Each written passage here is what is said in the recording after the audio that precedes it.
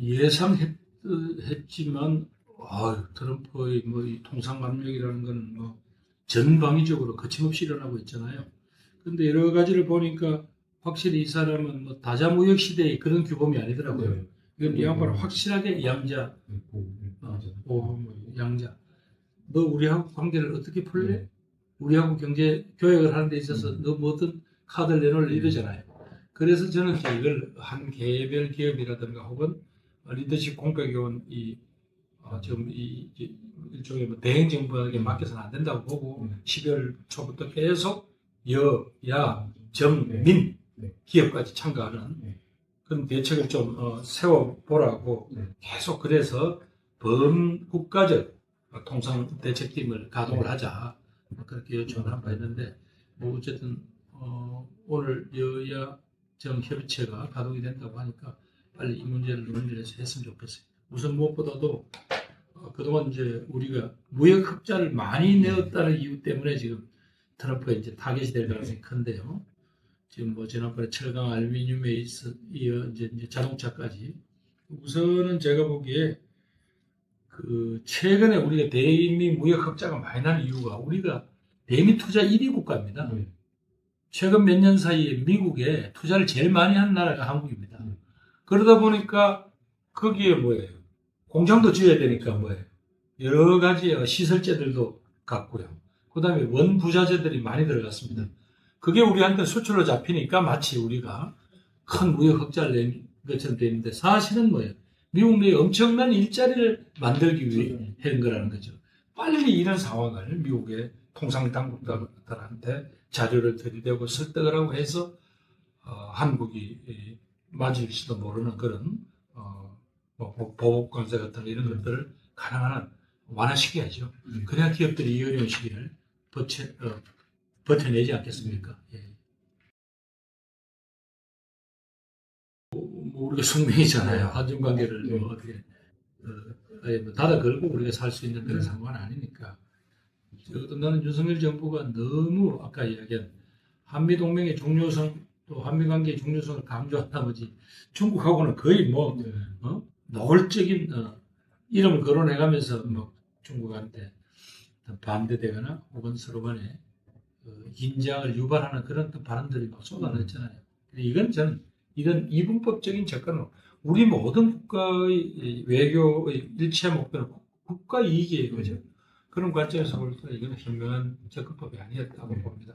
근데 사실은 중국이라는 나라가 보세요. 미중의 저는 패권 경쟁 속에서 또 미국의 그런 강력한 견제 속에서도 이번에 딥시크 소스죠. 그다음에 AI죠. 반도체, 전기차, 바이오 등 이런 첨단 산업분들 세계의 탑 기술력을 갖게 됐다는 거죠.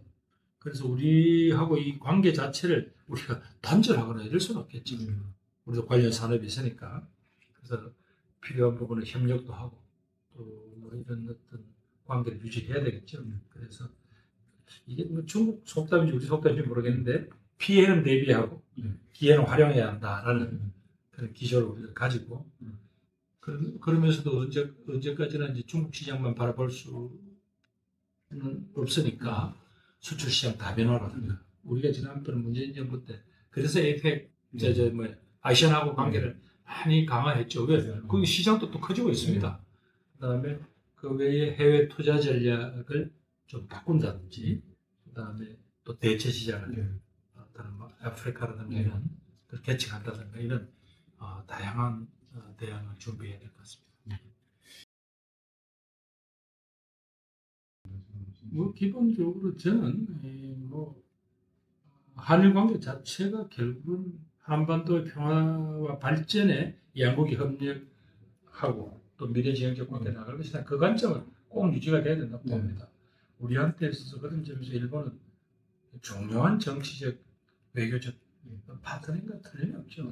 그래서 저는 결국은 이 두 나라 사이의 미래를 열려면 지난 1998년 김대중 오부치 공동선 21세기 공동 파트너십 공동선 바로 그 정신으로 되돌아가야 된다고 생각합니다.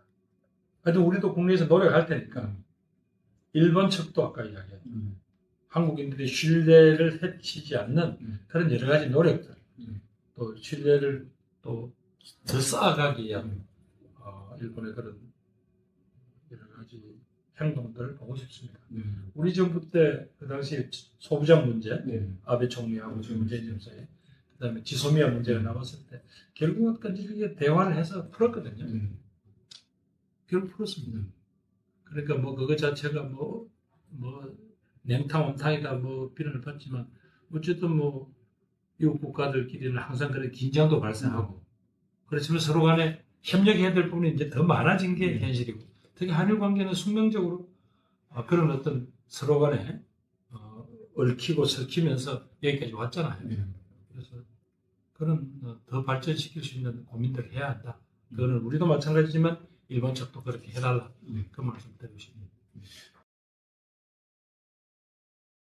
뭐 사실은 지금 지난번에 아까 말씀하신 대로 그 우크라이나 러시아 전쟁 그다음에 그 북한군의 러시아 파병 등등으로서 뭐 거의 최악이 이르렀다. 또 특히 북한과 러시아의 그 상호 방해 동맹 상호 안보적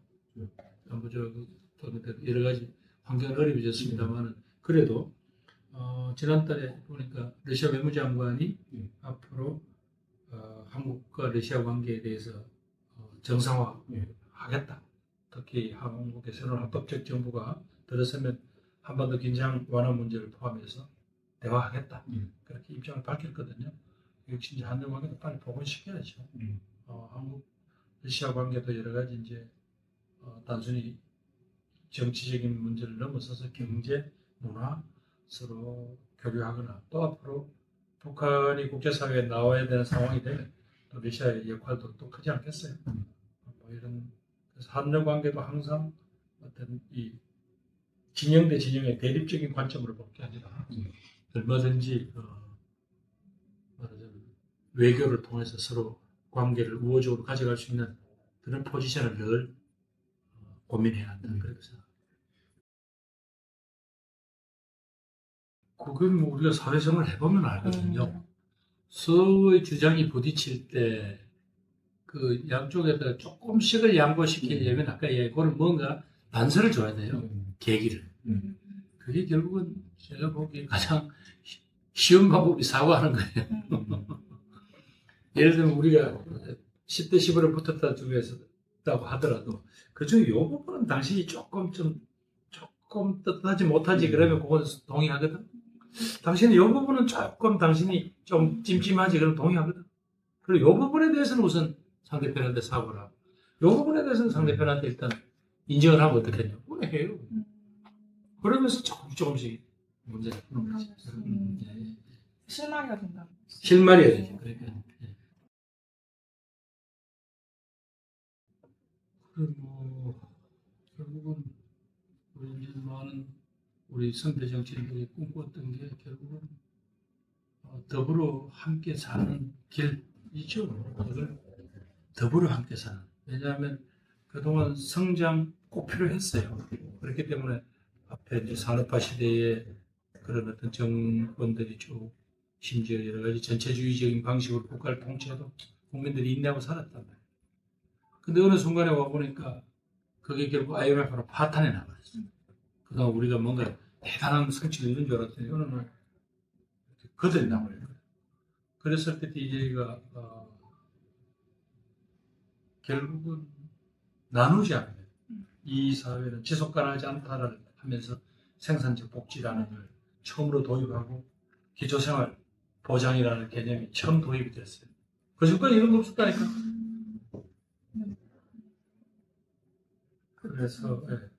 그래서 저희들은 더불어 함께 사는 세상이라는 그런 세상을 만드는 것이 가장 정치를 하는 저희의 목적이 되어야 된다는. 그렇기 때문에 서로 간에 싸워서 멱살 잡아서 상대편한테만 이기는 그런 의미가 없다. 우리 사회의 구성원들 행복을 가로막는 이 문제를 풀고 해결하고 또 그래서 아까 이야기한 모두 다 인간다운 삶을 누리는 그게 이제 우리 꿈이죠. 그런 공동체를 만들기 위한 이제 저희들이 정치하는 최고의 가치라고 생각합니다. 우선 이 내전을 끝내야지. 이 사실 이거 이러다 큰일 나요. 그렇죠. 큰일 나. 진짜 내가 나는 주말마다 뭐가 걱정이냐. 이거 혹시 끝나고 집회 끝나고 부딪힐까 봐. 탄핵 찬성과 탄핵 반대 집회가 일어나고 있잖아요. 네. 끝나고 혹시 부딪힐까 봐. 경찰이 물론 차단백을 치고 하지만 이거 내가 부딪힐까 봐. 제일 두려워요. 그러려면 걷잡을 수 없거든요. 그러면 이건 뭐 수습 자체가 안 돼. 저는 하여튼 뭐 그런 게 지금 현재 제일 걱정돼요. 그래서 빨리 헌정의 질서에 따라서 탄핵 결정이 일어나고 거기에 따라서 다시 후임이 뽑히고 거기에 따라서 새 정부가 출범하고 요 과정이 이렇게 상식적이고 예측 가능하게 가야 국민들이 그게 성복을 할 텐데 계속 무슨 헌재 시비나 걸고 저 위험해. 그걸 특히 국민의힘이나 공당이 그러니 이건 뭐 어쩌자고. 그럼 자기들이 그걸 수습할 수 있어요? 없어요?